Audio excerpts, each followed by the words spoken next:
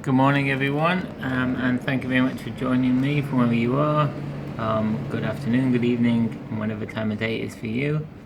And we're going to dive straight in. So today's chapter is chapter 34, and the chapter begins that the three founding fathers or patriarchs constitute a chariot of the divine, which is further detailed in chapter 23. This means that throughout their lives they do not cease, even momentarily, from binding their mind and soul to the Master of the universe, with absolute surrender to his unity.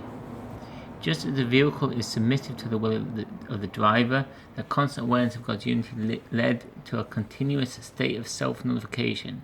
The prophets as well nullified themselves before God's unity, each to the gradation of their soul and understanding. Moses was the greatest of the prophets when the Shekinah divine presence spoke out of Moses' throat.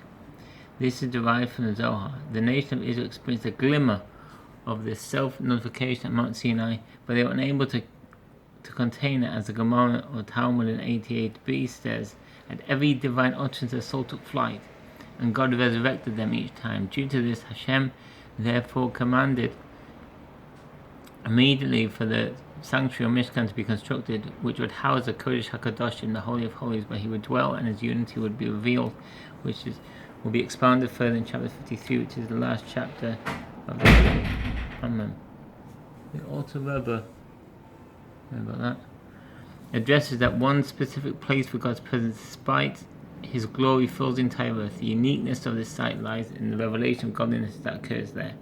In the Talmud of Brochus in Brochus 8a, it states that only through the study of Jewish law halacha does Hashem dwell post the destruction of the temples. This is because the halacha is a manifestation of God's will and wisdom, which is one with him, and any halachic ruling represents divine will,